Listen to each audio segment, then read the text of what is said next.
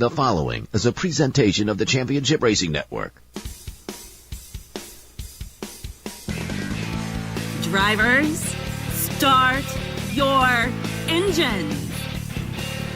Pull those belts down tight one more time, warm up those tires, hit your marks, and let's go racing, boys and girls. Nascar, Indycar, Formula One, Formula E, and NHRA Racing Talk. This is the Championship Racing Network. Now here is your hosts, Steve West and Matt Nicholson, with producer John Myers. Chilly morning here in Alabama, but hey, it could be worse. Could be snowing. We're not ready for that. Matt and I are in studio. Producer John producing remotely as he now can, and we celebrate Thanksgiving weekend with a live show. Really, it was needed mainly because of the news out of F1 related to Cadillac, but that's far from it by all means. We've got a new look for Will Power for 2025. Yeah, there's another driver interested in running the double of the Indy 500 and Coca-Cola 600. We'll tell you who that is. We'll talk about Tricon Garage's new driver. F1 Constructors' Cup title can be locked down this weekend. We'll tell you all the details as to how and how that could be avoided. Well, that and so much more on Let's Face It, a very tryptophan-laced edition of the Championship Racing Network. It gets rolling after we take this quick break. Stay right here for more on the Championship Racing Network.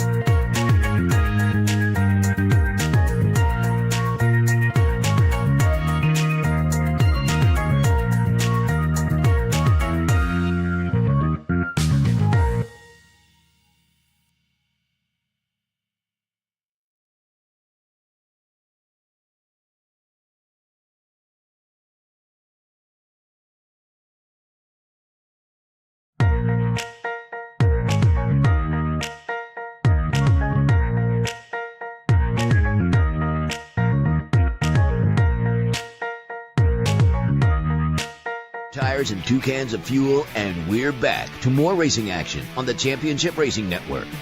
Well, let's get this thing rolling and up to speed, shall we? Only the one race last weekend. That was the Las Vegas Grand Prix for Formula One. 50 laps after it started, the checkers were shown to the field. 2 winners actually got crowned. Pole sitter George Russell was able to hold off the field. He led a Mercedes 1-2 finish. His teammate Lewis Hamilton second. Carlos Sainz up there in third, driving the car that Lewis Hamilton will take over next year. The other winner was Max Verstappen. He came into the race where really all he had to do was make sure that he stayed out in front of the McLaren driver, the other McLaren driver, that being Lando Norris, and he would clinch mathematically the 2024 title, and that is exactly what he did. I'll give Norris credit. He tried at the start to get around and get in front of Verstappen and try and make it something, but the 3-time defending champion held off the challenge, pulled away throughout the race, and his 5th-place finish ended up being enough. So here's your top 10. Russell, Hamilton, and Mercedes, the Ferrari of Carlos Sainz and the Ferrari of Charles Leclerc, 3rd and 4th, Red Bull of Max Verstappen in 5th. Lando Norris and Oscar Piastri and McLaren's were 6th. Nico Hülkenberg in the Haas F1. Yuki Tsunoda in there. Wow, nice little run for him. And Sergio Perez rounding out the top 10. So Verstappen now leads Norris in the standings 403 to 340. Mathematically can't be caught. 319 for Charles Leclerc. So actually, if Leclerc has a really good time and maybe Norris stumbles towards the end, that could switch. I'm not seeing it, but it's a possibility. No. Oscar Piastri, 268, 259 for Carlos Sainz. That's still up for grabs. George Russell, 217, 208 for Lewis Hamilton. So that's still up for grabs. Sergio Perez has 152. He's kind of all by himself. Fernando Alonso has 62. Nico Hülkenberg's up to 35. Mathematically, he's got a chance to catch Fernando Alonso. Realistically, probably not. Here's the Constructors' Cup standings after Vegas. McLaren holding the lead, 608 to 584 over Ferrari. Red Bull is down at 555. My, how the mighty have fallen that way. Mm-hmm. We'll be getting back to that, by the way. Mercedes has 425. They're all by themselves. Aston Martin has 86. Haas F1 jumping back up over Alpine for 6th. They've got 50 points to 49 for Alpine. V-Carb in there with 46.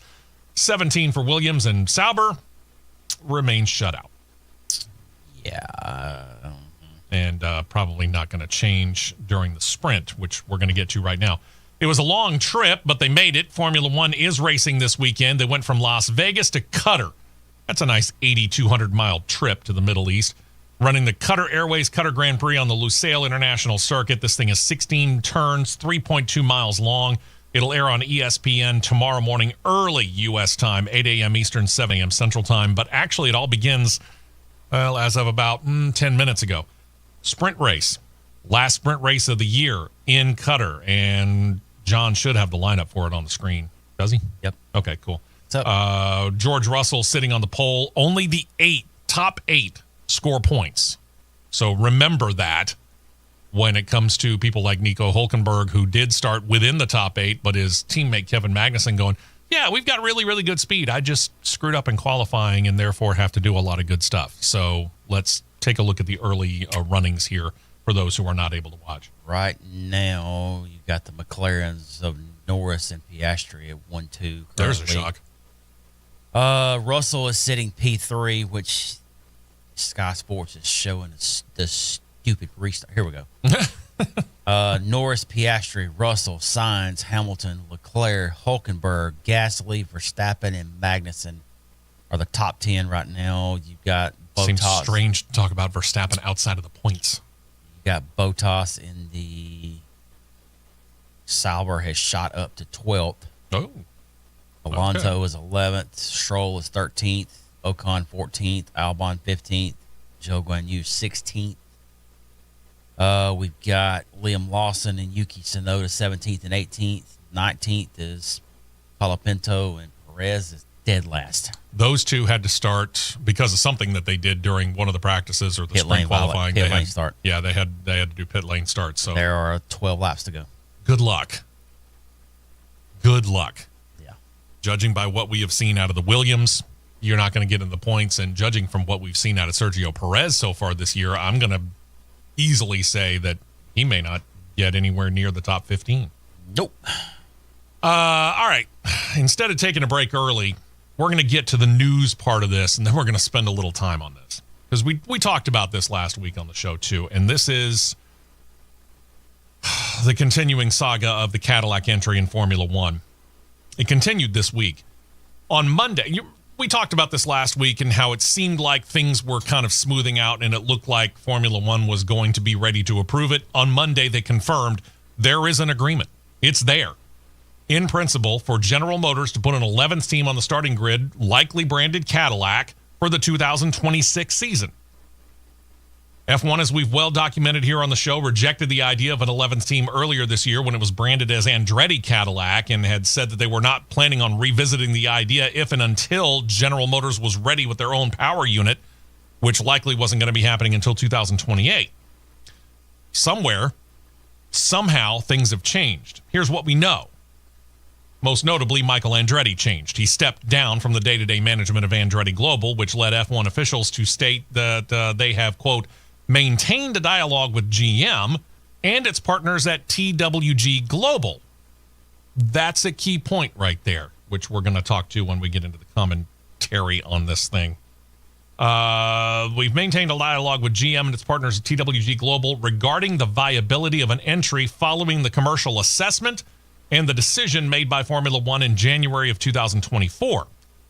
F1 officials also noted GM has, quote, achieved operational milestones and made clear their commitment to brand the 11th team GM Cadillac. General Motors comes into the sport with the understanding that they are committed to becoming an engine supplier, but again, that plan likely isn't feasible until 2028, so for at least the first 2 seasons, they're going to be the customer team of another engine supplier. We'll get back to that, too. Now, while Michael Andretti apparently did ruffle more than a few feathers in Formula One by lashing out after the initial hesitation on their part, he even went so far as to call them greedy, specifically F1's commercial rights holders, Liberty Media. He called them greedy because he felt they were kind of behind the situation about blocking the entry for Andretti Cadillac. Formula One at all levels said that they really wanted a company the size of GM, so it had to be Michael Andretti. I mean, I hate to say it that way, but seems to me that was the problem. When you start paring this whole thing down to its bare bones, that's the only thing that really has changed because nothing else has. It's clear that was the problem because, simply put, now that he stepped out of the day-to-day operations of Andretti Global overall, now all of a sudden arms are wide open. We're flared back up again. Yeah, now all of a sudden arms are wide open. Hey, come on in. We'll be happy to have you. Funny thing is that the Andretti name is still going to be attached to this. Of course. Mario Andretti, the former F1 champion and, of course, Michael's dad, has been announced he is a director on the team's board, leading Mario to say in statement, quote, my first love was Formula One, and now, 70 years later, the F1 paddock's still my happy place. I'm absolutely thrilled with Cadillac, Formula One, Mark Walter, Dan Towers. To still be involved at this stage of my life, I have to pinch myself to make sure that I'm not dreaming. How heavily is he going to be involved? He's not really. It's going to be kind of like Niki Lauda was with Mercedes. He's a figurehead. He's somebody that, yes, the drivers can go to, and he's a sounding board, and he can talk to them. But will he have any actual specific powers? Not really. Now, I'm sure it'll be a few keyword. Yeah. But it will definitely be a chairman emeritus.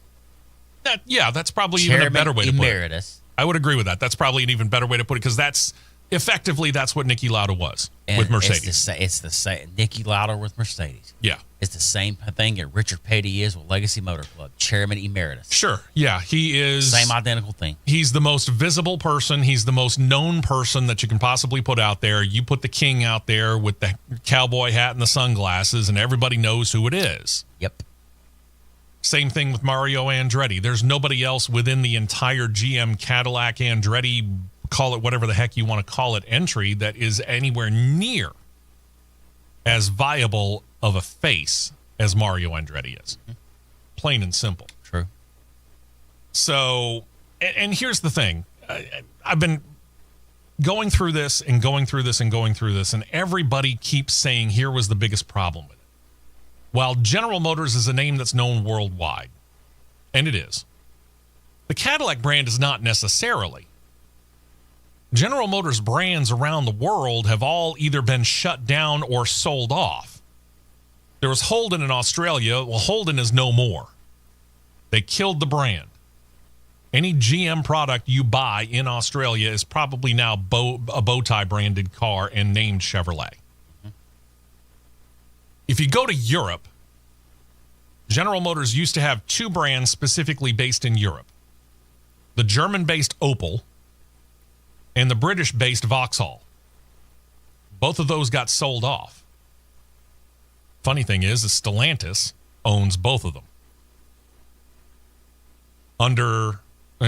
Which means that former GM brands are now also sister brands to Dodge, Chrysler, and Ram and Jeep.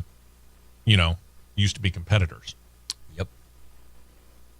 I just heard over the weekend that one of the Vauxhall plants is being closed down, and it looks like the Vauxhall brand may be going away.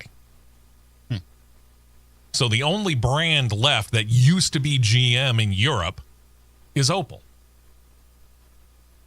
Cadillac is trying to head into the European market, slated as kind of a budget brand luxury car. They're going to be willing to take on the lower ends, so to speak, of your BMWs and your Audis and Mercedes. And I can't say Jaguar, because Jaguar, with that really horrible ad that they just put out not that long ago, said it's part of a rebranding effort that they're going to try and move upscale and take on the Maybachs and the Bentleys and the Rolls Royces of the world instead of being up against the Mercedes and the BMWs and all that. So, and Mario Andretti, 84, is probably the best known. I mean, let's face it, he's the last American-born driver to win an F1 title, spent 2 of his seasons in F1 driving for Ferrari, which we're going to get back to. There's an important part on that particular aspect of it. But I kept hearing so many people say that taking the Andretti name out of it doesn't really matter, because Andretti's name, while big here in the United States and in IndyCar, doesn't really have that much of an effect around the world. I'm not sure I buy that one, ladies and gentlemen. There are certain names. Sure about that. There are certain names within the racing world that immediately grab somebody's attention. I mean, if all you're doing is tunnel vision in Formula One, you still have to know the name Andretti. There are three last names. If you say them in any given arena, I'm not saying by any sport, I'm talking about any arena that you're in, talking about motorsports. Sure. There's 3 names that you immediately say that you're going to think top level motorsports. And the third one that my opinion, that would throw a lot of people off, but you can't tell me I'm wrong. Petty. 4 names. Okay. Petty, Andretti, Earnhardt, Mears. Yeah. Petty, Andretti, Earnhardt, Mears. Yeah. You say any one of those last 4 names, you're automatically thinking motorsports in general. Yep. And there are several other names that can be thrown in there. Okay. And Matt and I could we could probably spend the next 20-minute segment going through them. I mean, the first one that I would throw out there would be AJ Foyt. Foyt too, yeah. And again, we're not saying that it's limited to that. It's not. And the reason that I didn't say Foyt is because, in reality, Foyt is limited to really one person. AJ. Petty, Mears, Andretti, Earnhardt. Families. Multiple. Yeah, they're generations. Yep. Is another way to put it. You could put Schumacher in there, but it really only be Michael. For example. You can't say you have Ralph. No, not even close. Exactly. So, but we get it. There are names though that when you speak the name, the sport just or when you speak the sport, that name automatically comes up. And I agree with him. Those are names that certainly do that. When we come back, we're going to start to get into some of the details here, because the news really hasn't stopped yet when it comes to this. There's still more to it. We're going to talk about whose power units they might use. I gave you a hint just a moment ago, but they're not locked. There's who's going to drive for them. And there's also the aspect of exactly how much the Andrettis are going to be involved here. I mean, Chairman Emeritus is one thing. Is there more to it? You better believe it. We'll get back into it when we come back. We will be right back with more on the Championship Racing Network.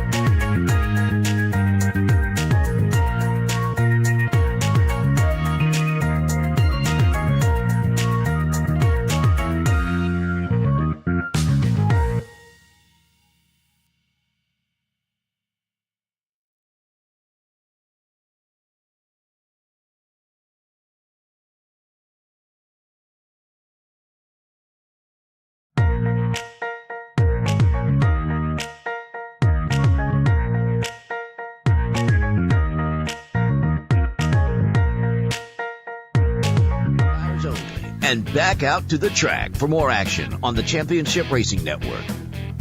All right, so Monday of this week, for those of you just now joining the show, first of all, where you been? We've been on the air for 25 minutes. We're talking about General Motors getting the approval on Monday of this week to come in as early as 2026. And based upon everything that we've seen and heard, they will be ready to put a car out there for 2026. Seems like they're ready to put one out now. Yeah, that's true. So what are the details, you might be asking? For example, what power unit will GM and Cadillac partner with? Again, GM's power unit not going to be ready until 2028 at the earliest. So they're going to have to be a customer team for a couple of years. Maybe 3. I don't know. Well, if the incoming director, the face of the organization, so to speak, Mario Andretti, has its way, it's going to be Ferrari. Talking with NBC after the news broke, he said to them, quote, "That's what we're talking about. It's not definite yet, but it's the objective. That's the preference." He added at this time they haven't actually talked to any suppliers. The 84-year-old Andretti, again, the last American-born driver to win an F1 title, spent 2 of his years in F1 driving for Ferrari, so he does have the relationship with them, still has it from what we understand. Said, quote, "My history with Ferrari, my relationship with Mr. Ferrari, all of it plays. It plays tremendously. There's so many factors here that just make a lot of sense. It would be the best of all worlds." And it would be interesting to note that the 2 American-based American-owned, if you will, teams would at that point in time be running Ferrari engines. I still do not understand. You've got an engine manufacturer laying out there that is going to be sold off. Mm-hmm. As in Renault. Yeah. And you had an agreement with Renault in principle to begin with. Why don't you pull a Red Bull, buy the whole thing lock, stock, barrel, turnkey from Renault engines, blueprint your GM engines after Renault? You got it there. Yeah. You can take the Renault engines and you bought it lock, stock, and barrel, so it's yours. Yeah. Why don't you do that? Put a GM valve cover on it for 2026. That's what Ford's doing. Ford's doing it to Honda. Yeah, exactly. And then you get into the process at some point in time after this 2025 season that's upcoming here. You get into the process of taking basically all the equipment that they've got and you move it. Yeah. Take it out of France, move it to England. You got yourself a fairly decent-sized campus. I've seen the satellite photos of it. It's a decent-sized campus, which happens to be right across the street from one Aston Martin, strangely enough. Heck, if you want to go Rebel, build them in Detroit. Yeah, you could. Again, you've got a basic working blueprint of the twin-turbo hybrid engine. Chevrolet's using it in Indycar. The only difference is the displacement of the engine. Indycar uses a 2.2. It's a 1.6 in F1. That's the difference. This is the thing I cannot understand about F1 and how they do this garbage. Just word it that way. How they do this. You can take IndyCar. All right. Let's use a scenario here. He's an IndyCar engine builder for Chevrolet. I'm an F1 engine builder for General Motors. We're still working. We're going to word it that way. We're both still working for GM. You're still working for GM. What's the difference? Not much. You've got your blueprint there. You've got all your parts and pieces. Mm-hmm. All right. You're telling me he could build an IndyCar engine, short block all the way to full engine. You could realistically have one fully assembled in 2 days. Sure. But you're going to tell me you got all these blueprints you can go after. It's going to take you 2 years? No. It may be 3. Yeah. There is no way. It does sound strange. I get it. But you cannot tell me. You cannot tell me, and I will go die on this hill. You cannot tell me that General Motors has not already got something developed and ready to sit into an F1 chassis, ready to race it, and they could race it in 2025. You cannot tell me that they don't. I'd find it hard to believe. You can't tell me that they don't. Yeah, I'd find that hard to believe, too. If not Ferrari, another possibility might be Honda. Honda, as we've talked about, is not going to be working with Red Bull after 2026. They're moving over to Aston Martin. Honda and Andretti, of course, have a relationship because they work together in IndyCar, so that relationship is there. But again, as Andretti noted, they haven't gotten into talks about whose power unit they're going to use until the GM power unit is ready, again, presumably, for 2028. My grandfather worked for General Motors. And I'll grant you this further. It was 45 years ago that he retired. He retired right around 1980. But in the grand scheme of things, not that much has changed. You're still talking about a big, humongous corporation who has the ability, and all of these big corporations do, to take what seems like a good idea on a good timeline and somehow screw it up. Yep. I'm just going to place it that plainly. The fact that GM is probably going to have to put in an ultimate entry fee that's going to be much more than what the Andretti Cadillac entry fee was going to be. That was supposed to be about $250 million. The last word that I heard is that what F1 is going to ask of General Motors for this Cadillac entry is somewhere in the area of $450 million. 450. So we might as well call it $500 million. Which is $450 million for your entry, not accounting for the other $145 million it's going to take you to put a car on the track. Yeah, and that's just one. Yeah, that's why I said a car. So whatever that. Here's why the Andretti name is still involved. Here's why the Andretti global team is still heavily involved in this situation. Michael Andretti set aside $250 million right from the outset when he put the application in, long before even the application was approved by the FIA. So they're going to be heavily relying on that to help them defray some of the costs. We'll get back to the other situation that this is affecting here in just a minute. So you got the power unit situation, Ferrari, maybe Honda. Again, the whole thing with Renault apparently has fallen apart. Why? We don't know. Doesn't make a whole lot of sense because, like Matt said, use the engine, get familiar with the engine, buy a couple of them right now, use it as a blueprint for your own GM Cadillac engine when you're ready to go in 2026. And if you want to keep it badged as a Renault, go ahead. If you want to change the valve covers, fine. Change the valve covers and put the GM logo on it or put the Cadillac logo on it or put them both on there. Heck, we don't care. It doesn't matter. But buy the whole thing, lock, stock, and barrel, and you got yourself an engine department ready to go. It's amazing how that works. It's that simple. Yeah. Further on down the line, I mean, this is obviously not the biggest thing that they're worried about right now. But who's going to drive for them when they do join the grid? Obviously, plenty of possibilities. Going back to the very beginnings of this, Michael Andretti said he was very, very desirous of having an American-born driver on there. And everybody is basically pointing their fingers and staring at Colton Herta. I mean, heck, one of the mock-ups of the cars actually had Herta's name on it. I'd be shocked if he actually wasn't touted if that's what he does still want to do, which probably he does. Mm-hmm. At this time, though, driver not really even on the stove, much less sitting on the back burner, because let's face it, a lot can change between now and, let's say this point in time in 2025 as we're getting close to the end of the year, when we're going to be knowing better who is and who isn't available. In other words, who's going to be cut loose in favor of a Formula 2 driver, or who's going to be cut loose as they sign this driver away from this team to go to that team. And we don't know. What we do know is this. Right now, neither of the Sauber drivers have a ride for next year. Neither does Kevin Magnussen. Nope. That's just the tip of the iceberg.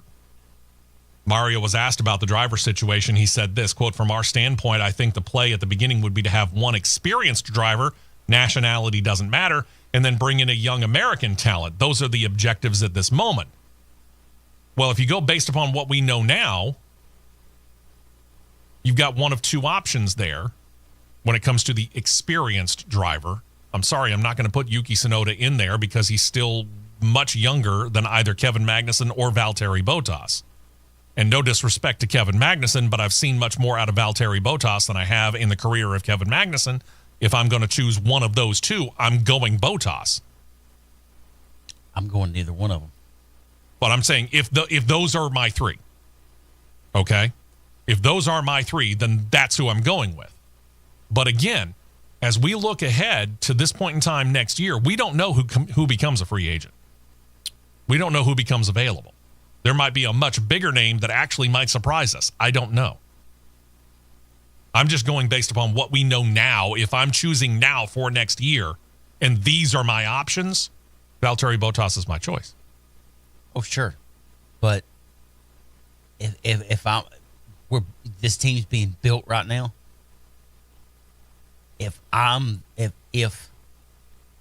which my opinion alongside of his probably would not matter. But if I'm co-directors of this team with Mario Andretti, okay, my veteran driver is already signed. Who you got? Daniel Ricciardo. Yeah, that's true. He is out there. Veteran driver is already signed. That's true. He is out there, and he might. He would pair. He might actually be a little hungrier. He would pair better with somebody like Colton Herta, to me, than one of those other ones would. Yeah, I could see that too. I could. Because I honestly feel Bottas If he doesn't hang it up altogether in F1, he's working his way back towards Mercedes. Yeah, and we're going to get back to that too. He's working his way back towards Mercedes. Yeah. Foreshadow. But I realistically could see him start to take a path that Romain Grosjean took. Yeah. I could realistically see that happening. And as far as Kevin Magnussen is concerned, he's kind of like a cat with 9 lives, and he's on live 7. He's on live 7, maybe 8. You know, he just does seem to keep popping back up, and that's to his credit. I'll give him that. But when I think about it, how many more chances does he get? Slim. You know, all right, let's look at it from the angle of the sprint race, for example. He starts 15th. His teammate started, what, 7th? Yes. Okay. What's the results? That race is now ended, I can guarantee you. Yeah, it's over with. Because it was only 19 laps, I think. Sky Sports to stop talking to Zach Brown. Nico Hulkenberg, 7th. Okay. Kevin Magnussen? 10th. So he was able to improve to 10th, but not enough to get into the points. Right. Okay. And that bodes well for tomorrow if he can continue that kind of a press upwards. And if maybe he can get himself a better qualifying effort, that's great. But he's been consistently out-qualified and consistently outperformed by Nico Hulkenberg. And what do we know that Nico Hulkenberg has been since almost the beginning of the year? He's gone. Oh. He's a lame duck. But yet he's still out-qualifying and outperforming Kevin Magnussen almost every single race. Yeah. And that's been the story of Kevin Magnussen's career. And then some. So there you go. Greg Maffei, who is set to step down as the head of Liberty Media at the end of the F1 season, said this, quote, "We credit the leadership of General Motors and their partners with significant progress in their readiness to enter Formula One." It's not just them. We're excited to move forward with the application process for the GM Cadillac team to enter the championship in 2026. Mark Royce, GM's president, said this, quote, "As the pinnacle of motorsports, F1 demands boundary-pushing innovation and excellence. It's an honor for General Motors and Cadillac to join the world's premier racing series. We're committed to competing with passion and integrity to elevate the sport for race fans around the world. This is a global stage for us to demonstrate GM's engineering expertise and technology leadership at an entirely new level." Okay, you're saying all the right stuff. That's a political answer, though. The base of operations, Silverstone, England. You know, the facility that Michael Andretti started. He's the one that got it up and running. Expect some things to be handled in the U.S. GM has 3 facilities that assist the race teams here with General Motors products. You have one in Fishers, Indiana, which happens to be on the Andretti Global campus. See what we're talking about, how Andretti Global is still going to be quite involved in the Cadillac entry, just not by name. Warren, Michigan, which is near the GM headquarters. And then there's Charlotte, North Carolina. Mostly caters to stock cars. There's a little bit of IndyCar stuff there, too, though. So it wouldn't surprise me if they could shake it up a little bit and add some F1 into it. Penske's IndyCar base is in Charlotte. Exactly. So, you know, it's not out of the realm of possibility for you to be able to take that and expand it out from mainly catering to stock cars and expanding it out into more. And GM's Performance Technical Center that I have been in the parking lot of is in Concord, on the hill, on the campus of Hendrick Motorsports. Yeah. This might have the Cadillac branding on it. This is going to be a full GM effort. They're using the Cadillac branding. That's all that they're doing. Because they're trying to get it on the international scale. That's all that they're trying to do. It's already on the international European scale in road racing, so they're just expanding it that much further. That's all that they're trying to do is they're trying to get the Cadillac name out there that much more. That's why they're going to more than likely brand it Cadillac. But make no mistake, this is going to be a full effort behind GM Motorsports. All arms of General Motors Motorsports are going to be as involved as they can possibly be here, as long as you don't cross the streams using a Ghostbusters way of looking at things between Chevrolet and Honda and IndyCar. Because there's some proprietary stuff there, obviously. But the NASCAR teams are going to be interested in doing it. The IndyCar teams are going to be interested in how good the Formula One arm of the GM Motorsports side of things are going to do. The IMSA side's going to be interested. Heck, I'd be a little shocked if you didn't see some aspect of the NHRA involved in it as well. And I get it. You know, it's a very distant cousin to the other kinds of racing that NASCAR, IndyCar, and Formula One do. But again, this is all under the same umbrella. If we can help you get up off of the floor and hit the ground running, we'll figure out a way to try and help you out, is basically what this is. It's all hands on deck. Because right now there's going to be a white-hot spotlight on General Motors for this. Because everybody's expecting them to fail. How do I know?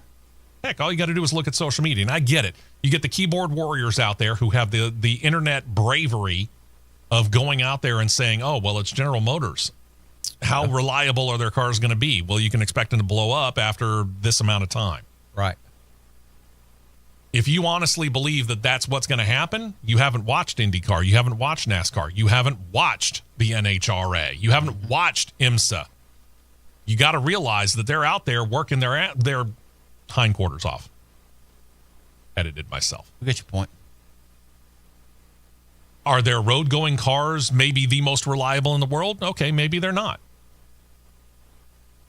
But it's really hard to look at what General Motors brands have done in the racing world in 2024 and tell me that they cannot go in there and be a success. Sure.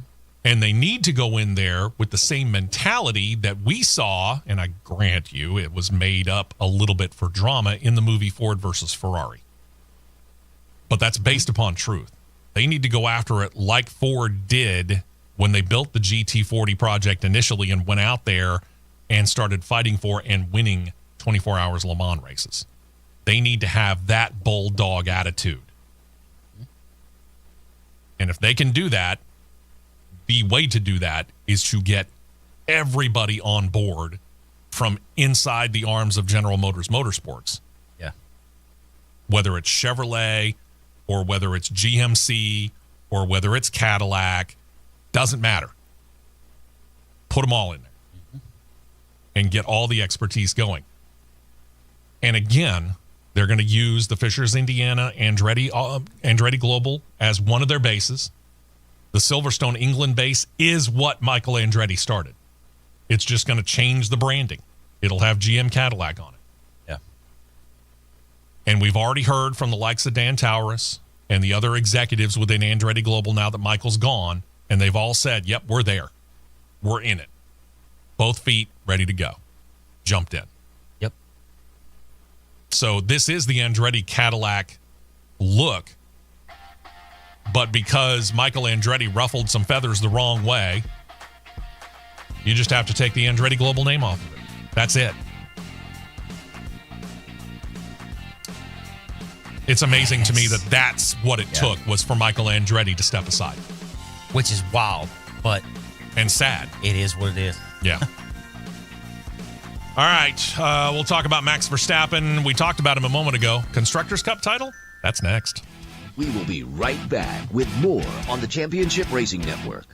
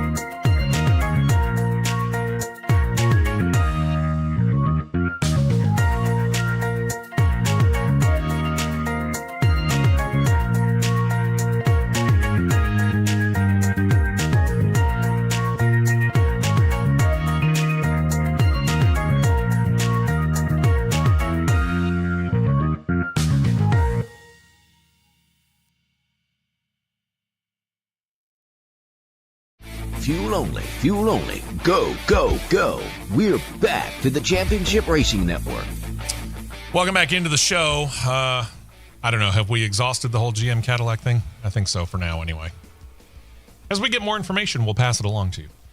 All right, so Max Verstappen, we talked about it during the race recap about 30 minutes ago. He has locked down his 4th straight driver's title. Constructors' Cup title still up for grabs.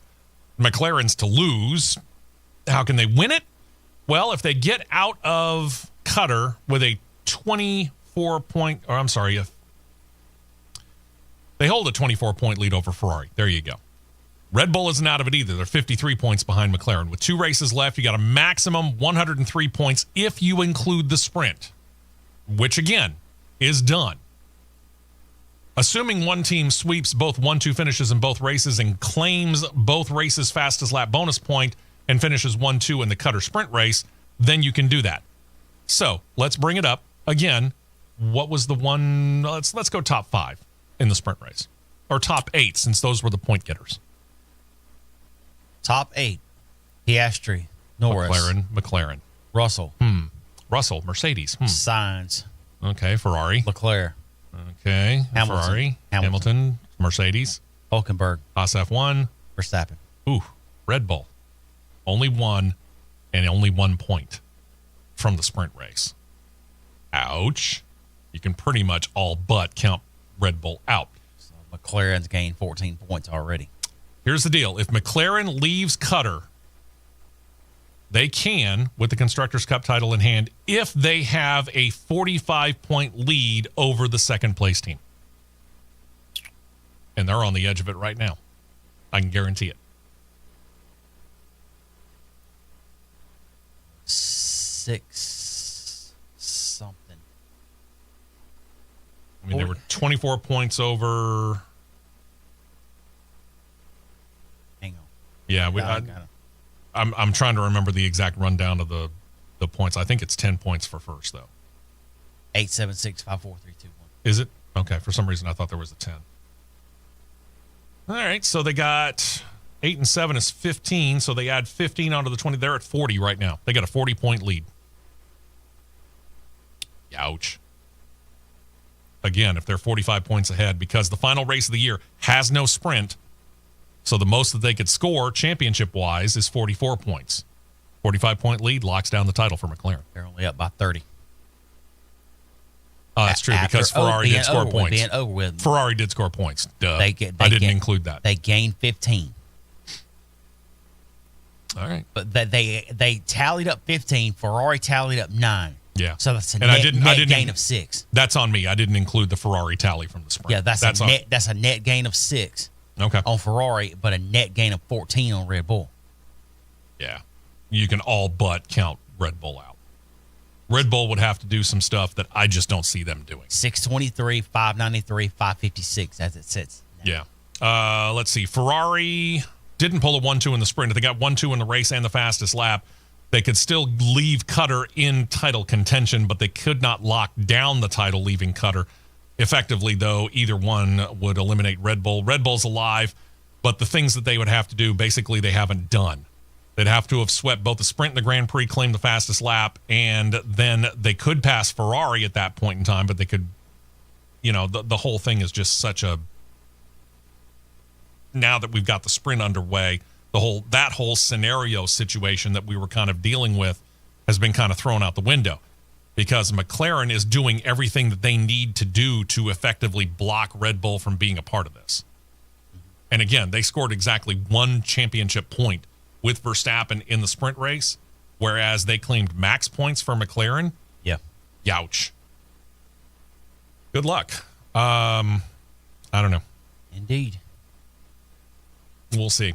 As far as Sergio Perez, the guy who has not been holding up his part of the bargain when it comes to Red Bull, he may not be with Red Bull next year despite having a contract that says he will be with them. And Red Bull's not really all that locked into keeping contracts like that anyway. We've seen that in their history. Red Bull stating that there's set to be a shareholder meeting after the season-ending race in Abu Dhabi. One of the items on the agenda is the future of Perez with the team. Reports state discussions between the officials with the race team and Perez have already taken place about his future. Why the concern? Well, as we've talked about, Max Verstappen has his 4th straight title. Perez, however, has finished 2nd in the points last year, but had less than half of Verstappen's total and has now fallen off of the cliff this year. In fact, in the past 16 races, he scored a grand total of 49 points. Haas F1 can say that. He was eliminated, by the way, after the first round of qualifying in Vegas. He didn't even make it to Q2. And didn't do that in the sprint race for today. That's 2 weekends in a row. Ouch. Perez was able to overcome the bad qualifying effort in Vegas. He finished 10th, got 1 championship point. That led team principal Christian Horner to say this, quote, obviously a single point from Checo was a good drive from him, a good recovery. The problem is he's starting out of position. Anything regarding the drivers, we have the drivers under contract. We have the drivers with options that remain between the company and the drivers involved. So there's really nothing to say on that, until after next week when we get done with Abu Dhabi and they start looking at it and saying, this would be kind of like the Chicago Bears looking at Matt Eberflus and going, we haven't done squat with him. Bye.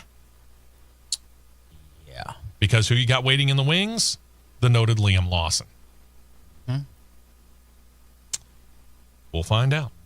A few weeks ago, we noted Ferrari was going to, despite having a contract that keeps him under Ferrari's control until December 31st, specifically, let Carlos Sainz go and do the postseason test for his 2025 team, Williams.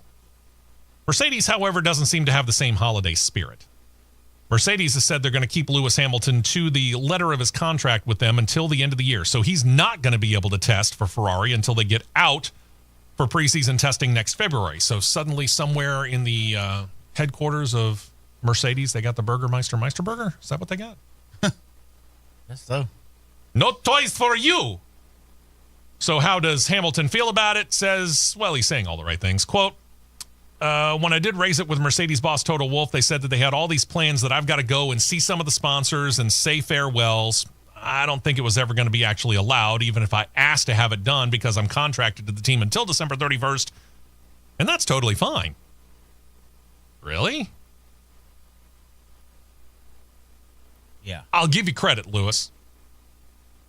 You're saying the right thing. It's kind of like going back to Mark Royce and what he said when it came to the GM side of things. You're saying all the right stuff. What are you saying behind the scenes? Good question. Ferrari says they're okay with it as well. Fred Vasseur, the Ferrari team principal, said that the winner of 105 F1 races and a holder of 7 titles shouldn't need too much time to adjust to a new car. Hamilton followed that up with, quote, am I missing out on something? For sure. It definitely delays the process, makes the start of the year a little harder, but we'll do our best to recover. I'm pretty sure he'll get free to go after the last race in Abu Dhabi, and then he'll be able to just go on about his way and get acclimated. Yeah, I mean, I get it. Mercedes has themselves a good number of well thought of and well-named sponsors, but you can't tell me he can't do that and do the postseason test as well. Yeah. All the sponsors have known that Lewis Hamilton's going to be gone at the end of the year since he signed at the beginning of the year. Yeah. It is true. Yikes. Mick Schumacher, not being chosen by Mercedes to take over Hamilton's seat, has decided he's going to leave the team's role as a reserve driver at the end of this year. Schumacher had, of course, been with Haas F1 in 2021 and 2022, then joined with Mercedes as a reserve driver in 2023 when he lost the Haas F1 ride. He's also driven for Alpine and World Endurance Challenge Series to get a little bit more time behind the wheel on a part-time basis. Alpine has said that Schumacher will be with them. He'll be one of 6 drivers in their WEC lineup in 2025, but there doesn't seem to be a full-time opportunity there either. So that's a problem. In a statement, Schumacher said this, quote, I'm grateful to Toto and the entire Mercedes-AMG Petronas F1 team for the insight I've gained over the last 2 years. They've undoubtedly made me a more experienced racing driver because I've got to know how the engineering side works better. But watching these cars race and not sitting in the cockpit myself is tough. I want to get back to focusing 100% on racing. I want to be fully committed to the sporting side of motorsport. I can understand that. You're a driver. You want to drive. You're in that situation. You know that. You're a driver. You want to drive.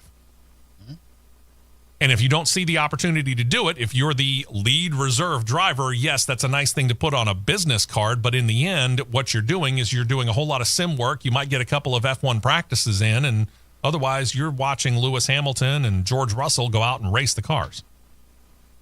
Correct. And that would not sit well with me. And it's not with him, apparently. Nope. If he wants to be in Formula One, it'd probably have to be Red Bull. The only seat that appears to be available is at VCARB, and even that seat right now has a person, specifically is Liam Lawson. But again, this whole Checo situation with Sergio Perez may switch things up and might make a seat available. But if you're Red Bull, is he your number one guy on your list? No. And I don't think he is either. Sauber has their 2 seats locked down. Haas F1's got their seats locked down. Both teams changing both drivers, and all of the other seats, it seems, have been spoken for weeks, if not months. So whatever the young Schumacher is going to be doing, it probably is not going to be in Formula One. Just put it that way. Doubtful. Could it happen sometime in the future? Maybe. But again, there's limited opportunities. Kevin Magnussen aside, there are very, very limited opportunities. Usually you get one shot at F1. If you get 2, like Kevin Magnussen and Nico Hülkenberg have gotten, consider yourself blessed. And Mick Schumacher hasn't done enough, I think, to really prove that he deserves shot number 2. And that's sad. Don't touch that dial. The Championship Racing Network will be right back.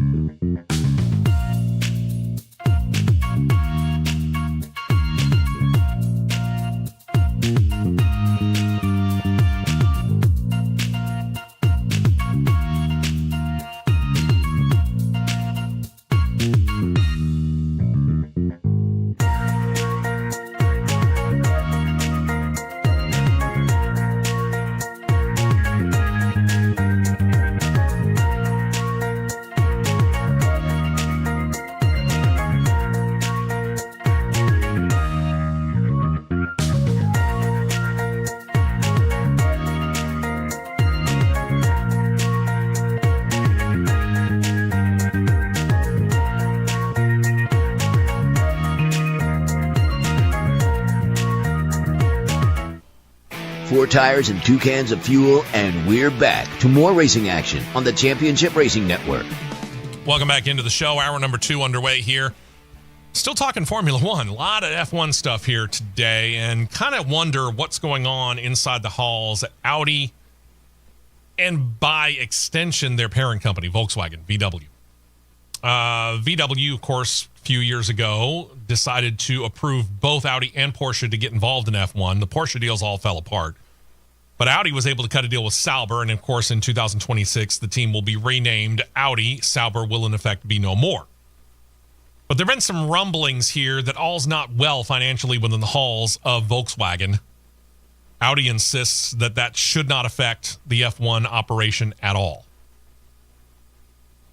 Where are you getting your money from there, dude? Great question. Just yesterday, as we go to air live on Saturdays, of course, those of you who may be watching us in replay a little bit later on, we'll just clarify that. We are airing live on Saturday. Yesterday, as we air live, we learned that Audi has sold off what being termed a, quote, significant minority stake of the operation in the F1 team to the QIA, otherwise known as the Qatar Investment Authority. QIA is already familiar with Audi. They hold a minority stake in the Volkswagen company. This reportedly will add a bit of funding that is going to let Audi do pretty much what they've been hoping for all along, and right off the bat, increase their infrastructure, allow them to go out and recruit some of the best personnel. Audi's set to be the 100% owner of Sauber as of January, but once the deal with the QIA would be finalized, which they assume is going to happen somewhere in the first quarter of 2025, like they already do at VW, they're going to get a seat at the table. They'll be on the board of directors for all intents and purposes. Audi officials think this is going to settle things, but added that while there are no future plans for more partners at this time, if the right opportunities or right partners arise, they might be interested in selling off another piece. In other words, if you come to them with a big enough check, they'll sell off a part to you. Well, if you've got people coming in and it's got the name attached to it, Qatar, Emirates, Abu Dhabi, anything like that, you immediately don't start talking about millions. You're talking about billions of dollars. Uh-huh. So, yeah. Hey, what do you want, bud? Yeah. Sold.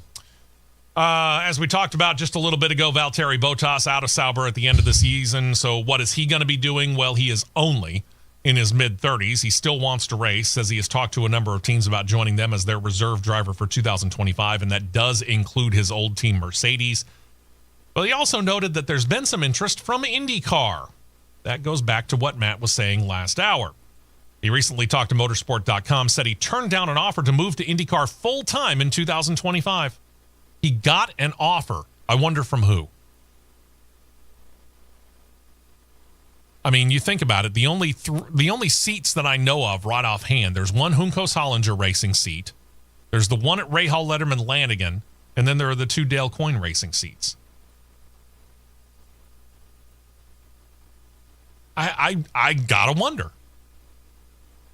If you don't have a lockdown F1 ride for 2025, and you got a full-time offer in hand, IndyCar in 2025, and you've seen several of your F1 brethren already go over there and do some pretty good things.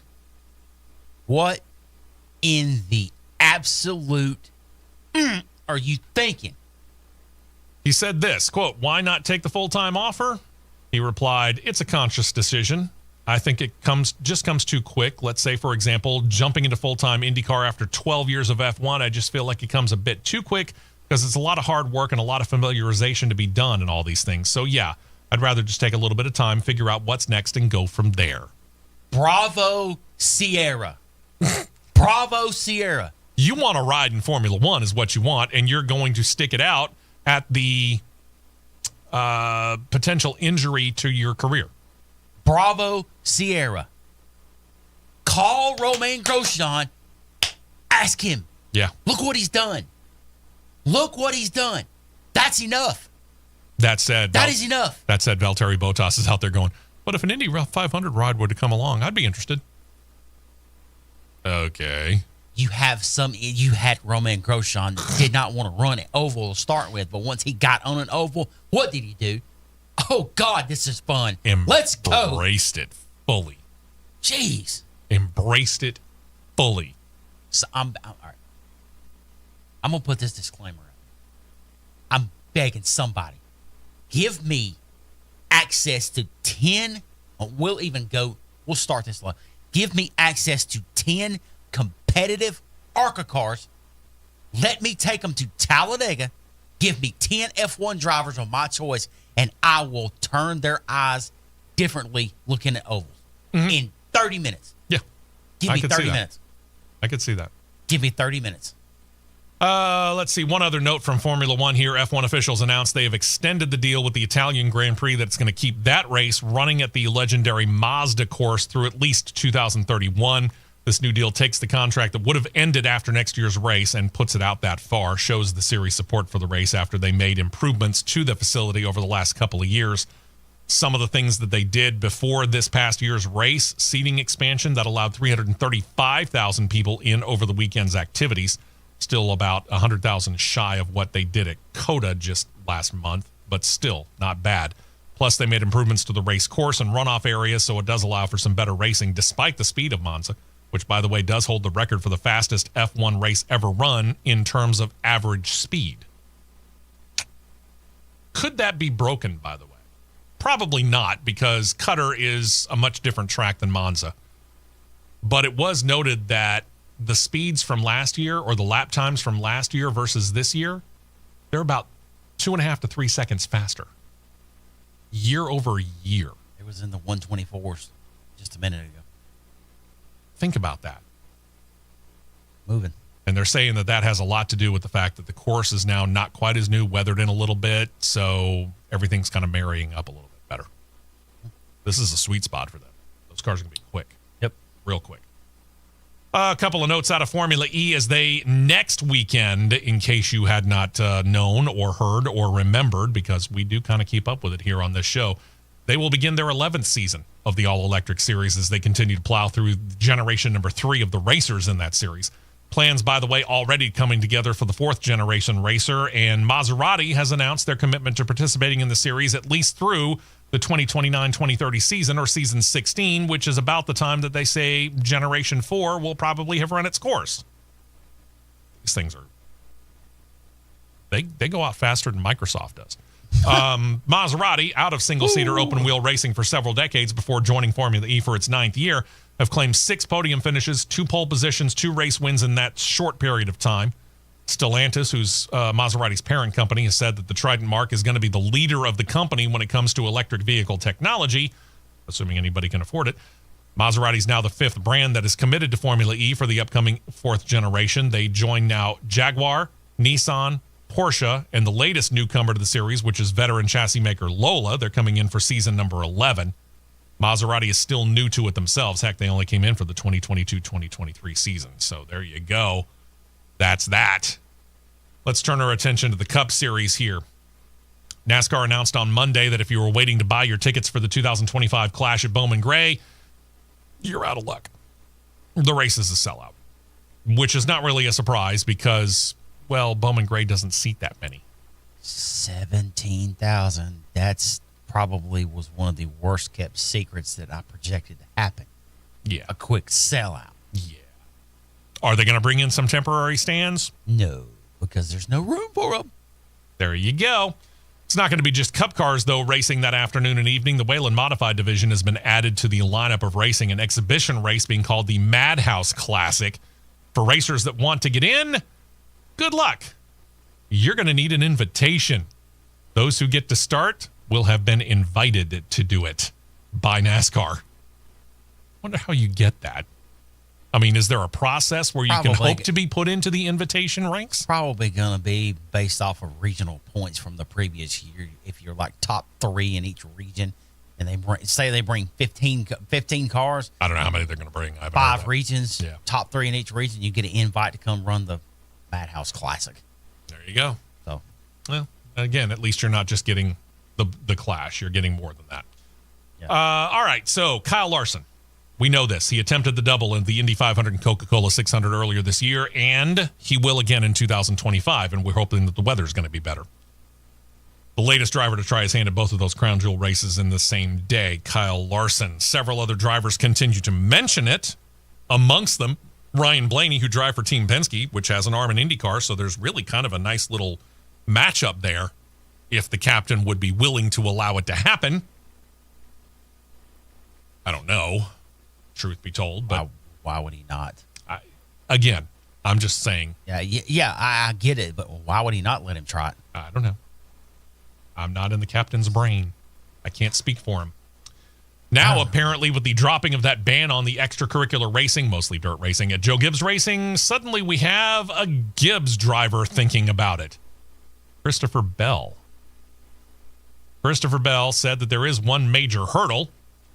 He drives for Toyota in NASCAR, and they ain't got a presence in IndyCar. So Bell qualified his desire to get into the Indy 500 as to, quote, if Toyota gets back into it.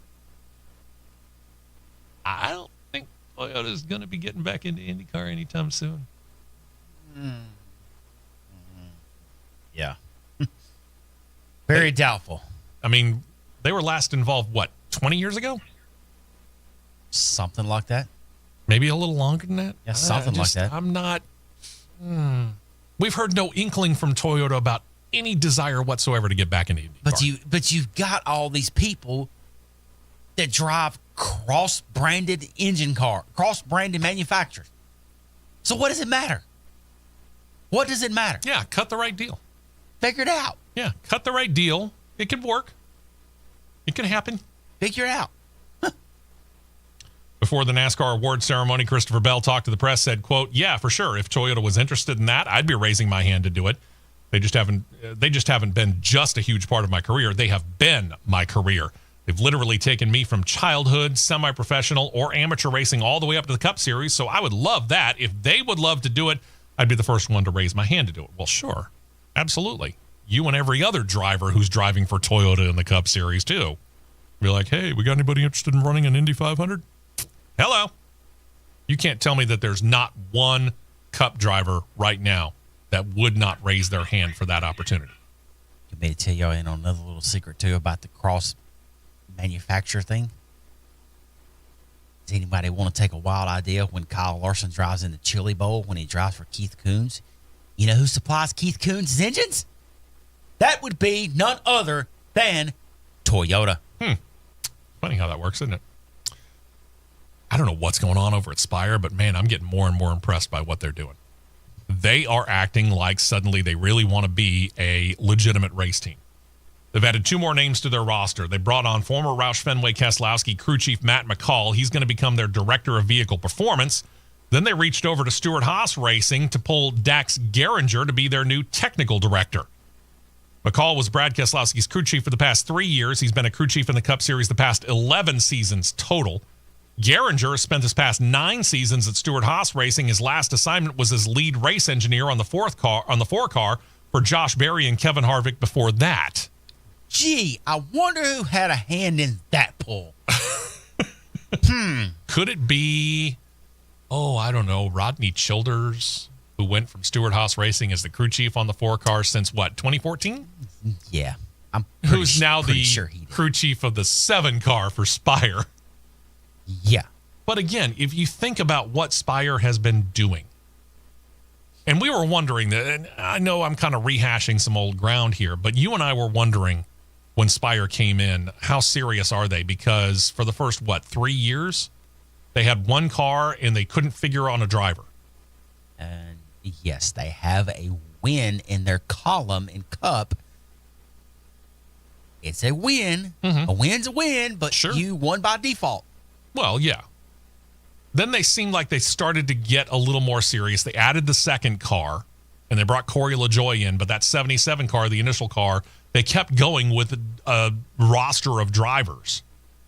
Now, all of a sudden... You put one in at full time this year, and look what happened. I know. Now, all of a sudden, they got 3 cars, 3 full-time drivers, and they're going out, and they're saying, hey, you're available, you're available, you're available.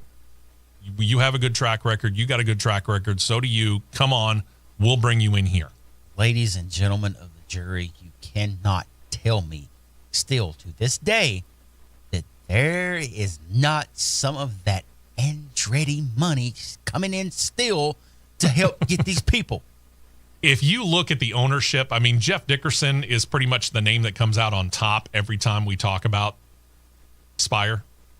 But if you look at the board of directors and who all's involved in that team, the TWG management that we were talking about that is Andretti Global, they're all over it, man.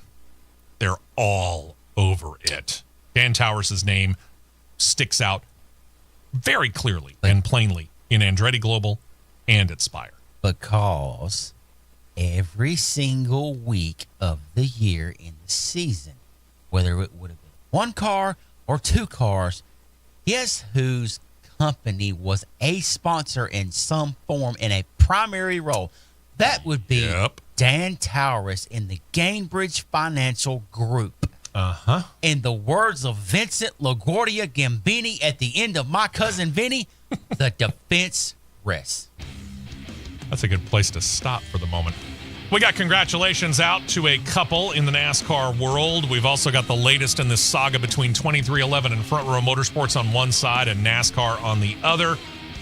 Plus, we'll get to talking about the return of one driver / team owner in the Xfinity Series to getting back behind the wheel. We still got a pretty good ways to go here, folks. We ain't anywhere near done with this edition of CRN. Stay close. Stay right here for more on the Championship Racing Network.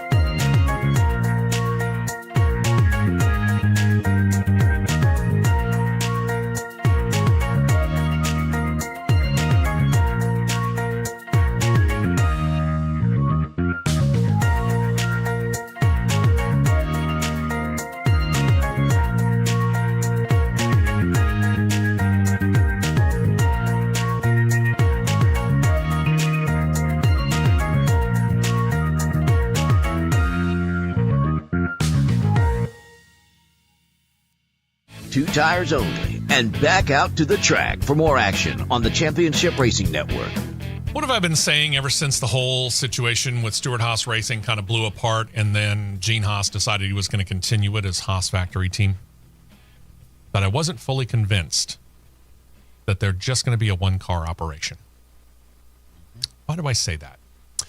Let's give you the latest on the 23XI Front Row Motorsports versus NASCAR saga. Their lawyer, Jeffrey Kessler, set to refile the preliminary injunction request with the court.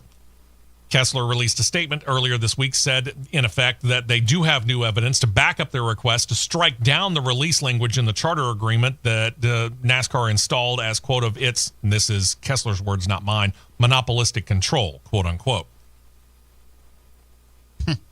This is effectively what NASCAR did do, which will allow, as we noted, within the last 2 weeks, specifically, as all of this started to come around, does confirm that 23XI and Front Row Motorsports are going to be open teams and can compete in that particular aspect when it comes to 2025, presuming, of course, that they haven't figured this whole thing out by then and figure out a way to get those two teams to sign charters.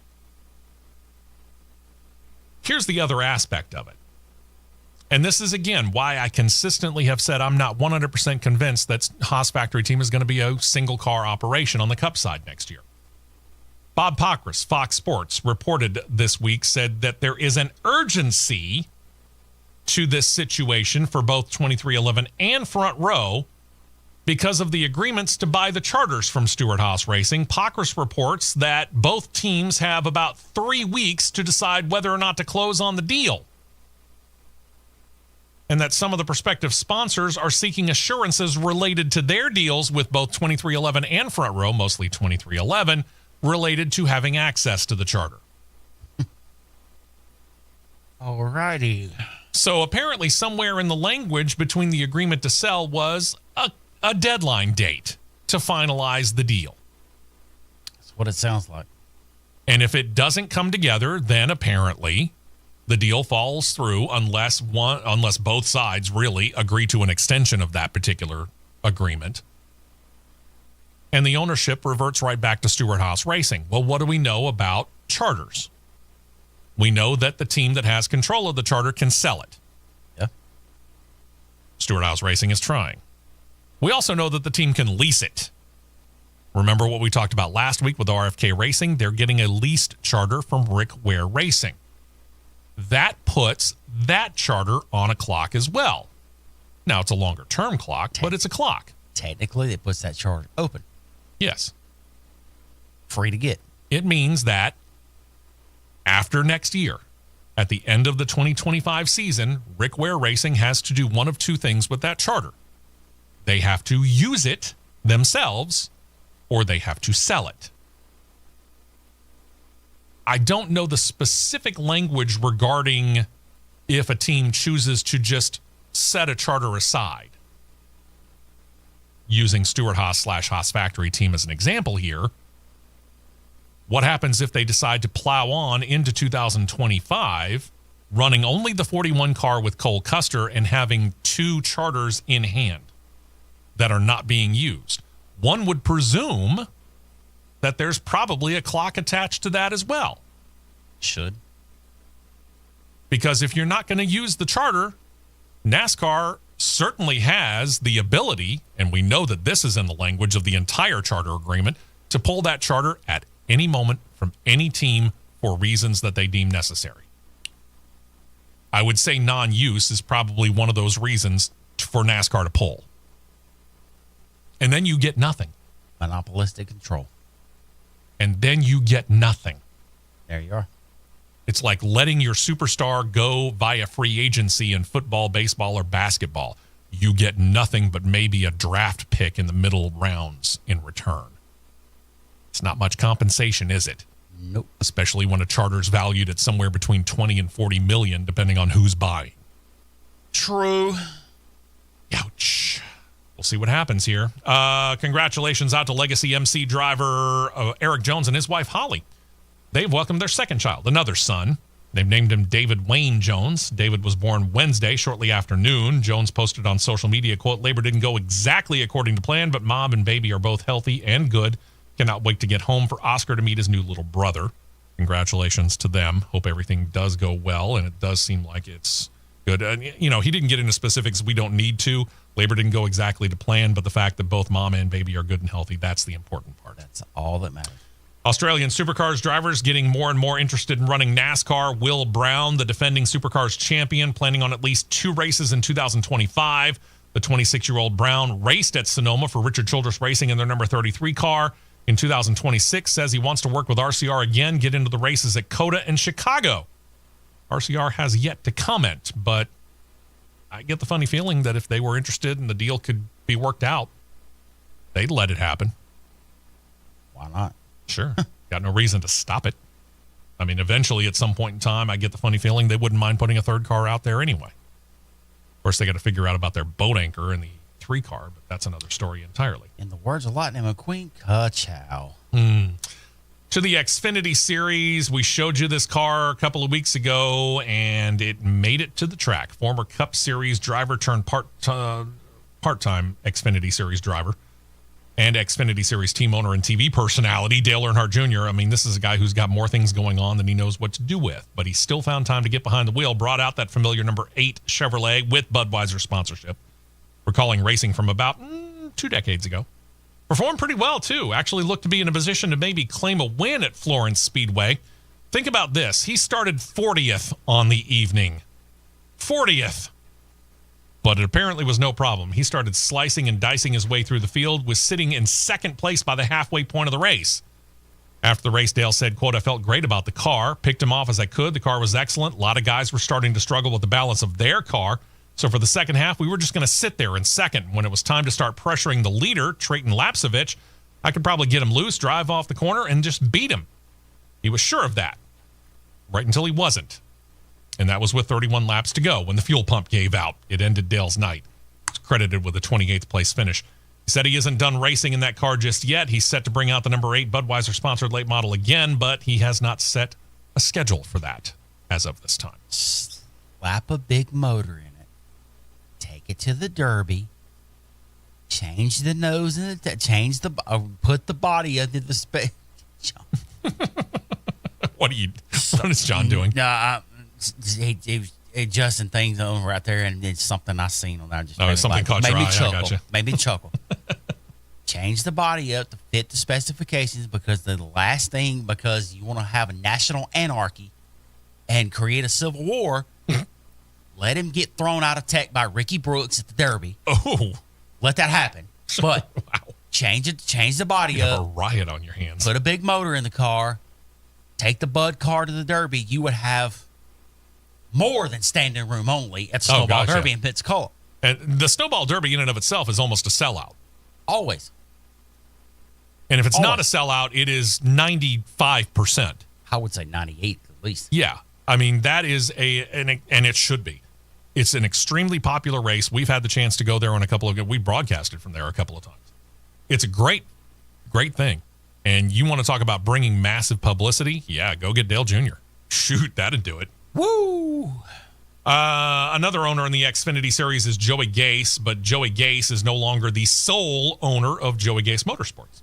He's got himself a new partner. He's brought a gentleman by the name of Scott Osteen on board. To the best of our knowledge, he's no relation to the pastor out of Texas, Joel Osteen.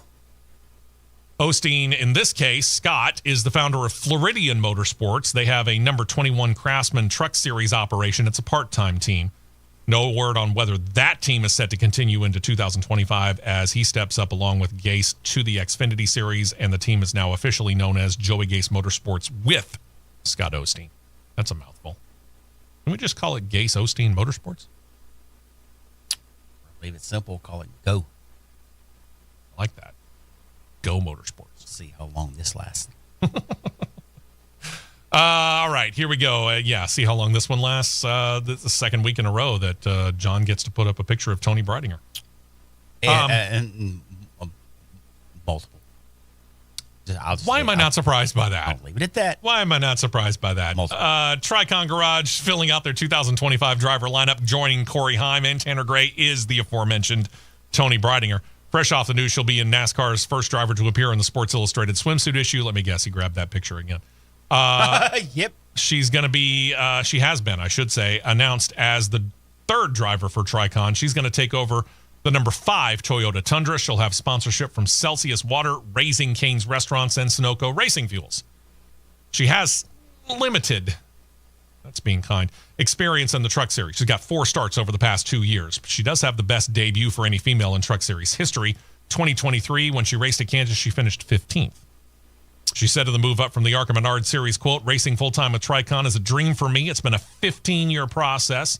I'm so excited for this moment, ready to capitalize on it." Her 2024 record in the ARCA Menard Series, 4th place finish in the final points after racking up 11 top 10s and a best finish of 6. She did that twice in her time with Venturini Motorsports.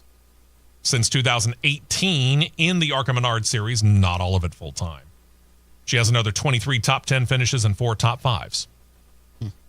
this does not meet your stated requirements that you said that you would implement to move from the ARCA Menard series to the truck series.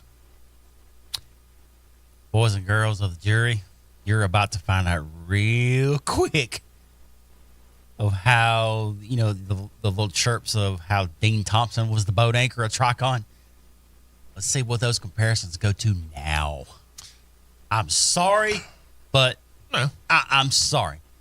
Yes, she is the winningest USAC female driver in history. Yeah. Yes, she is. But this right here, nothing but marketing, publicity. That's money coming into Gilliland and Johnny Gray's operation, Tricon. This is Toyota. I'm hoping that this is not another scenario of a Natalie Decker bust. We'll find out. I'm hoping. She does seem to have a somewhat better resume. I say somewhat. I have to qualify that. To me, there's no somewhat to it. Okay. She's got a much better resume than Natalie Decker. And she's got a better resume, truth be told, than Haley Deegan. Yeah, she does. And I said this at the beginning of the 2024 season when we were talking about our bold predictions for the year. And I said, despite the fact that she wasn't even running full-time in the series, that Tony Breidinger was going to have a better year than Haley Deegan. As it turned out, I was much closer to being correct on that than I thought. Haley Deegan was gone by Chicago. And I'm not saying that with any joy or glee in my heart because, I don't want to see people get forced out of their situation if they can avoid it. She but won't. reality is reality. She won't. Let me tell you why. She won't. She brings too much money to the table. And just enough performance to make it work? And I'm asking that question. I'm not stating it. That's not a statement on my part. That's legitimately a question on my part. I get what you're saying, but from the outside of bringing the money put to the table, because Celsius, Raising Cane's, and Sunoco are three not so silent and very identifiable brands. And they're significant partners too. Significant partners. Yeah, all three of them are. And I will be completely shocked with the relationship she has. I will be completely shocked if you don't see Victoria's Secret on that truck again at one point, if not multiple points. Yeah, almost undoubtedly. Almost undoubtedly. But outside of her bringing all this money to the table, what warrants the move? All right, 2 questions for me because I honestly can't remember. Tricon is a 3-truck garage? Tricon is a 5-truck garage. 5-truck garage. So we don't know who all 5 of them are. You've got 3 out of 5. Okay, that's number 1. Number 2, would you call Tricon a better ride for her than Venturini? Or how does that work? Because Tricon's good, don't get me wrong, but Venturini's good too. I don't know whether this is, in other words, I don't know whether to sit here and say that this is the best ride that Tony Breidinger has ever been in. I don't know that. There's no question it is. Okay, Tricon puts out a better product to you than Venturini does? And it doesn't have to be by leaps and bounds. I mean, it could be just by a little bit. I've got my hand parallel on YouTube Live. And for those of you that are listening on the flagship radio station. That are listening on the FM side. My hand is parallel. It may look like it's at an angle on the camera, but it's parallel. Mm-hmm. If I lean to the right, it's a backwards. If I lean to the left, if I lean to the right, it's backwards. If I tilt my hand way up, if I go this way, mm-hmm. that's the positive. Okay. This. Okay. So it's not leaps and bounds. Not leaps and bounds. It's barely above a lateral move. Okay. Because Venturini, we've talked about Venturini for several years on this show in the coverage that we have done for ARCA. And their name always seems to come up at or near the top. Because they're the flagship team of ARCA, no question. Yeah. Okay. And that's why I asked the question. But from a ride standpoint and an overall equipment standpoint, This will be the ride of her career to date. The 25 car in ARCA is the flagship automobile of ARCA, in my opinion. Okay. That's the flagship automobile. And here's the thing. If I am in her shoes, Tanner Gray, I don't know who the other two drivers are going to be. But if I am Tony Breidinger, I am immediately latching on to Corey Heim. And I am getting as much information from him as I can possibly take that works for me. Because I can't sit here and say that Tony Breidinger's driving style is anywhere close to Corey Heim's. Do you want to know why she's there? But a lot too. But you better grab on to as much information and make Corey Heim as much of a mentor as you can. Because Corey Heim, he's got the resume that proves that he knows how to win in this series. And if you want to make a future in this, he's the guy you need to be hitching your trailer to.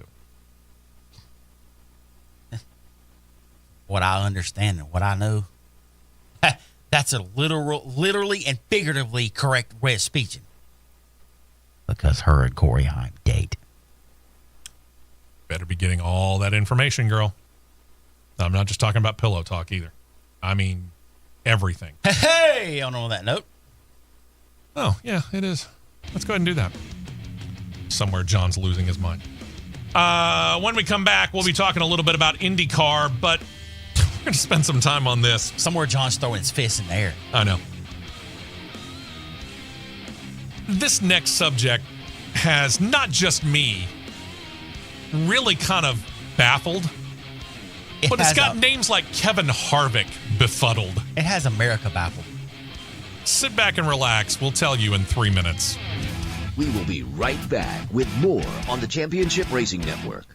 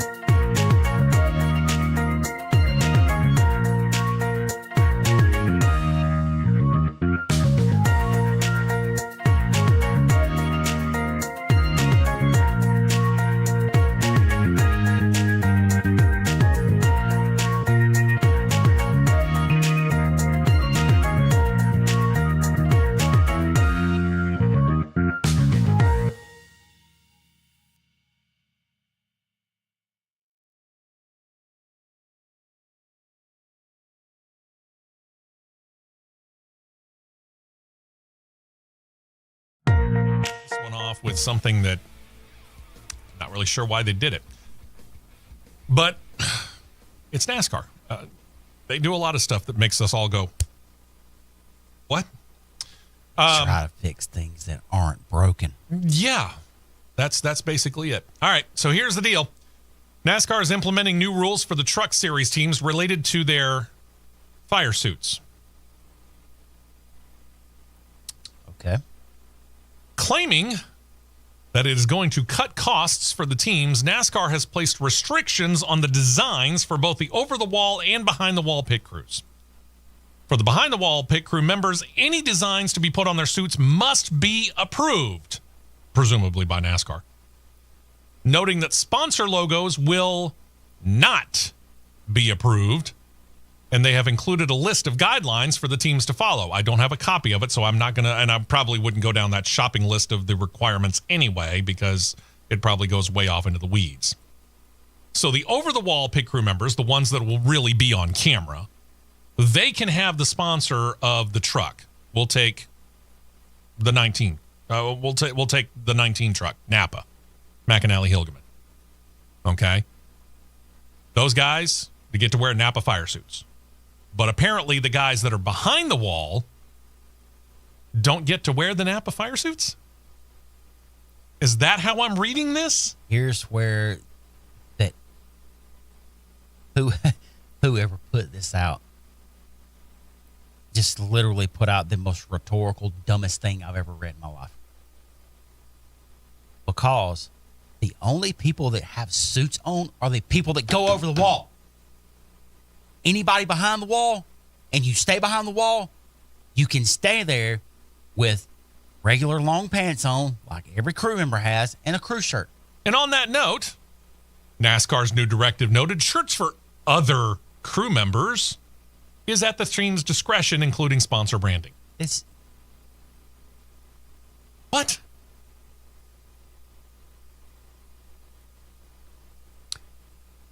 outside of doing the genius idea of thinking that every single racetrack has to have the same PA announcer. This may be the single-handedly the dumbest thing I've ever seen. Ever. Because this is what sponsors pay for. Yeah. They want their branding on everything. The team stuff. This is what they pay for. Fire suits, shirts, hats, helmets. So what are we going to do next? Ban pit wall banners? How are you going to do that? I asked this question of you before. How much does it cost? Because some of these are embroidered, but some of them are getting printed now. Some suits, the way they are manufactured now, the way some of the outer layers is, yeah, can be with a, let's say what it like it is a general way where I don't overcomplicate it. It can have a screen print put on it. Yeah, it's really what they call a sublimation, but yeah, effectively. This right here is a screen print. Effectively that. Okay. All right. But a sublimation effectively just embeds it into the threads so that it's part of the printing effectively. It comes out, whereas this right here, if you're watching on YouTube, is a light blue, and you see the white lettering here of CRN here, that would just change the thread color to white as opposed to putting a vinyl print over it. I see some people do wear stitch suits still. Sure. Majority have the sublimation. Full one done, not counting the price of the suit, a few $100 per suit. And you only have 5 people going over the wall? How the heck is this a cost-saving maneuver? What's that going to do? Get the team to be able to get an extra set of tires that you have limitations on? Kevin Harvick even said when this rule came out, what are we doing? What's the purpose? I'll offer this subject. I will say this. It is probably a good thing that I ran out of my steroid pack for my foot because I would probably say something really, really, really stupid about this if I was still on it. Yeah. let's talk about something that makes more sense, shall sure. we? Let's do it. To IndyCar. Will Power's sponsor is not changing, but his look is. Now, for the longest time, Power's been sponsored by Verizon Wireless. For the last number of years, the car has been a pretty sharp-looking black over white with red stripe look. It's a good-looking car. 2025, changes. The team unveiled the new look for the number 12 Team Penske entry. It is all red with yellow striping and some white highlights as Verizon celebrates 17 years in partnership with Team Penske. Nick Kelly, the vice president of partnerships for Verizon, said, quote, "This bold new livery," wow, all of a sudden Verizon's become European, reflects a new chapter in our partnership, showcasing the evolution of our brand and enduring connection with the race fans. We're excited to continue this journey with one of sport's most accomplished teams. The first thing I thought of when I saw this car, he's being sponsored by Shell too. I know, because that's exactly what it looks like. It looks like the Shell-sponsored car. Power said he's good with the new look. He said, quote, "It goes without saying that I owe much of my success to Verizon. They've been with me throughout my time at Team Penske with a lot of success both on and off the track. We've run a variety of paint schemes in that time, but never one that stands out quite like this one. The new paint schemes keep things fresh and add an extra level of excitement to an already exciting time to be in the NTT IndyCar series." I get it. I don't have a problem with you changing paint schemes because, yes, it does tend to... It matches the new branding of Verizon. Yeah, and it grabs people's attention, at least at the beginning, because it's no longer the same thing that they're used to. But I agree with you. I look at that, and the first thing that I thought of? Shell. It's not that far off from Shell branding. Not that far off at all. Nope. Hopefully it doesn't fade into obscurity. Maybe so. We'll find. Here's the thing, and we'll find this out. At least that's the plan, is we'll find that out in person at Barber come May. Yeah, that's right. It's the last weekend of April that we're going to be at Talladega, first weekend of May. Yeah, right. There you go. May. Okay. We'll see it on TV, but that's something else entirely. There's a difference between seeing the cars on television when you see 2, maybe 3 cars in a picture at one time versus being able to go, okay, here's, in this case, the 12 car, Will Power's car. Oh, here's the Shell car. And you get to look at those two and just go back and forth, which you may not be able to do on television. And then you start to go, okay, there's the difference there that helps me figure out which car's which. Right. But, you know, hey, if they're good with it, that's what they wanted, and that is what they wanted, knock yourselves out. And it's not a bad-looking car. It's a pretty good-looking car. Prima Racing continues to fill out their IndyCar team staff. Their latest hire coming over from AJ Foyt Racing. AJ Foyt Racing's former technical director, Michael Cannon. He left Foyt early this month. Word has it he talked to several teams that were interested in him before he finally decided to make the jump over to Prima. Cannon's an IndyCar veteran. He's worked for Chip Ganassi Racing before Foyt. He worked as Scott Dixon's race engineer for the 2020 season. You know, back when Dixon claimed his 6th IndyCar title. He's also worked for what is now Andretti Global, the old Players Forsyth Racing operation, Ed Carpenter Racing, and Dale Coyne in his time in IndyCar. So let's just say he knows what he's talking about. This is a nice grab for Prima. And that's actually saying something for Prima, because this is an operation that does it right. Oh, yeah. They are a championship winning organization in Formula 2, Formula 3, and now they're working their way over to IndyCar. And despite the fact that they don't have a charter, they're not daunted. They're going to go out there and they're going to do this right. Good for them. Go for it. Knock it out, man. We're going to spend a little time on this too, because here's the thing. The written reports of this, little confusing. Matt, on the other hand, has been at the facility, so he's going to help try and put a little... Yeah, put a little bit more of a boots-on-the-ground way of looking at things to this. Because, truth be told, this is probably necessary when you think about what happened.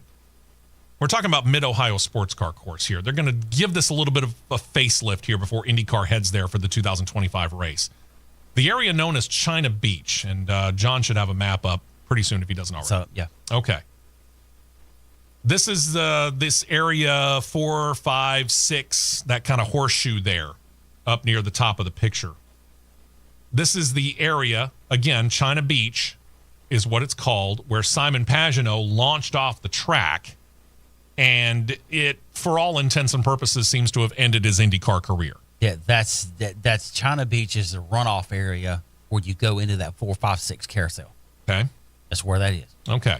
Pagenaud, as we talked about on the show, suffered a brake failure heading into that area of the course. He hit a gravel trap, ended up barrel rolling through it. So Green Savory Race Promotions, which puts that IndyCar race on at Mid-Ohio Sports Car Course, said that they worked with course officials. They wanted to rework the entire area.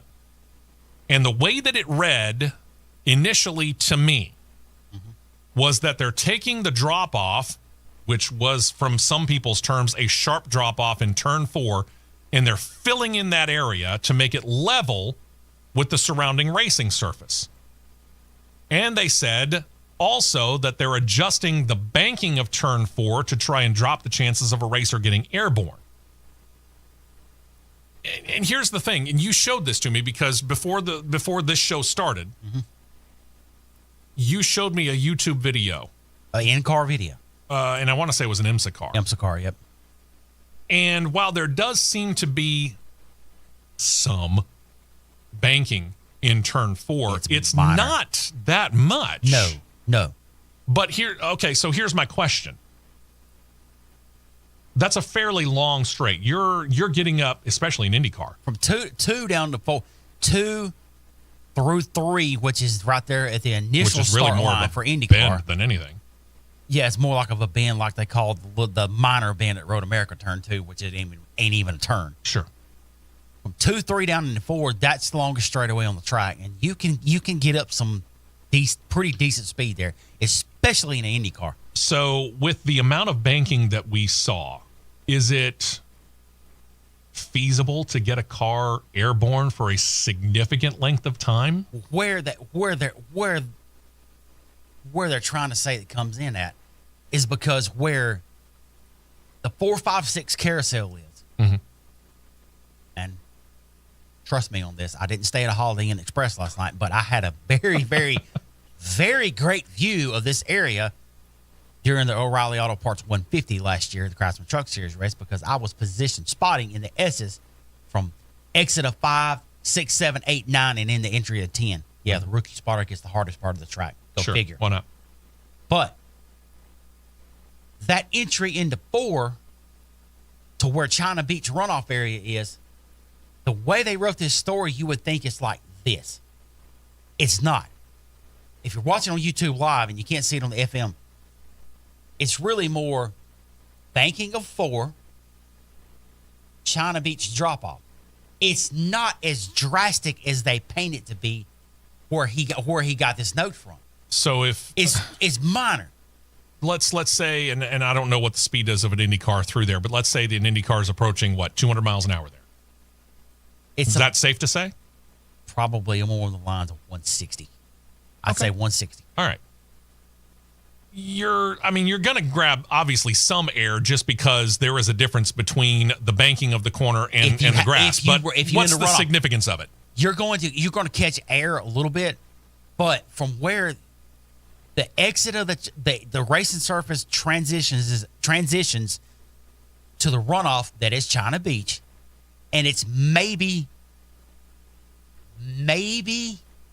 100 feet. Okay. Maybe 100 feet from the exit of the surface to where the guardrail is. It may be 80 feet. Yeah. 80 to 100 feet. The biggest problem, the way that I understood it from Simon Pagenaud, was that when he realized his brakes were failing, he was turning the wheel to the right. Yeah, because he was trying to make the Turn 4 turn, which is to the right. Yeah. And when the brakes didn't, he plowed through that area, and when he got into the gravel, he's just enough sideways to cause the gravel to catch the car and start barrel rolling. But that's the way I understood it. He was just enough sideways to where right there that transition has got just enough of an angle when it transitions from over the minor banking in 4 and gets up. There's your air to catch it, and when the car catches in the gravel, there's the barrel roll. Yeah. Okay. I mean, it doesn't have to be significant. It doesn't have to be a 90-degree cliff. It could be just a 5 to 10-degree drop. That it may be 3 to 5 degree drop right there. Okay. It's not severe. Okay. It's maybe 3 to 5 degrees, but with an Indy car, when your rectal cavity is sitting in the seat is that high off the asphalt, 3 to 5 degrees won't take much. No, Not it at will all. Not.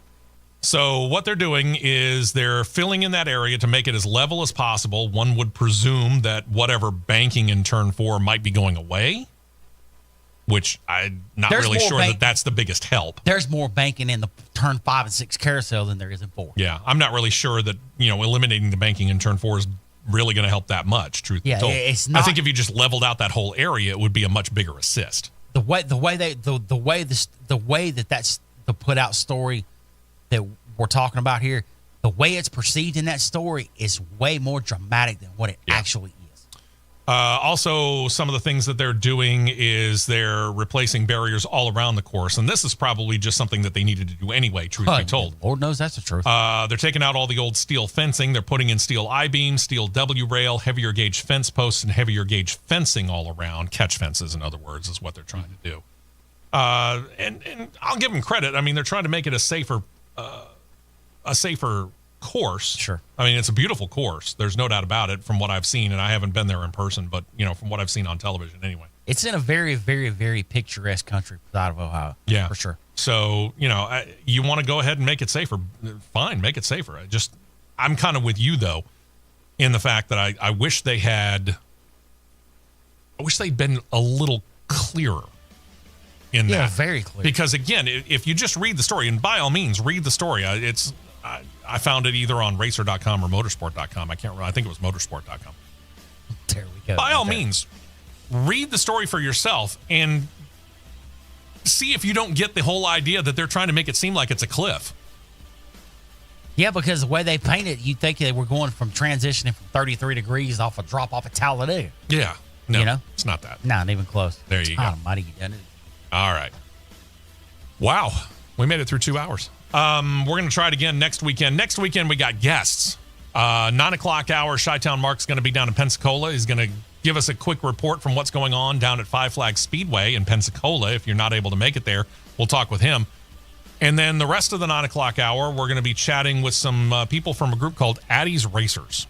And this is a great charitable organization that helps out special needs kids. It's going to be a fantastic time talking with them and all the great things that they do. Yep. And one of the opportunities that you're going to have to kind of be a part of it as well, and at least see it in action. And it's going to happen at Barber. And that's a very, very cool thing, too. And if I had a proper car, I'd love to do it. Same. I've heard some really cool stuff about this. Same. So that's next week. Plus, of course, all the news and commentary that you expect, including a recap of what's going to happen tomorrow in Qatar. And we'll get you prepared for the final race of Formula One's year and the first race of the 11th season of Formula E. All of that next week. How are we going to fit it all in? You're going to have to tune in and find out. Don't forget also, Cross Flags coming up on Wednesday. We'll be back to our regular slot. We'll talk to you Wednesday and next Saturday right here with the Championship Racing Network. This has been a presentation of the Championship Racing Network.